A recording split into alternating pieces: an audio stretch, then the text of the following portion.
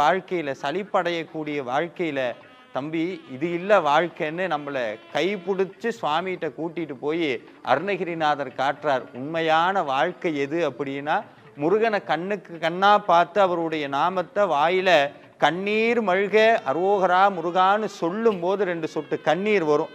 அந்த அந்த self realisation வரும். அந்த நொடி, அந்த ஒரே ஒரு நொடி தான் இந்த என்னுடைய வாழ்க்கையில் இது வரைக்கும் தவற விட்டுறக்கூடாத அந்த ஒரு நொடி. அதில் எந்த விதமான கள்ளங்கபடம் இல்லை, எந்த விதமான ஏக்கம் இல்லை, எந்த விதமான ஒரு சலனம் இல்லை, கவலை இல்லை, துக்கம் இல்லை. ஆனால் அதையெல்லாம் தாண்டிய ஒரு நிலை. அந்த நிலையை கொடுக்கக்கூடிய ஒரே கடவுள் முருகன் மட்டும்தான். அதனால தான் இன்னைக்கு எந்த கோவிலுக்கு போனாலும் நிறையா பேர் சொல்கிறது என்னன்னா, நான் உட்பட முருகனை போய் பார்த்தோன்னா காரணம் இல்லாமல் கண்ணீர் வருது. ஏன் வருது காரணம் இல்லாமல்? இளையராஜா சொல்வார், காரணமின்றி கண்ணீர் வரும் உன் கருணை முகங்கள் கண்டான். அப்படி பார்த்தோம்னா நம்ம கண்ணில்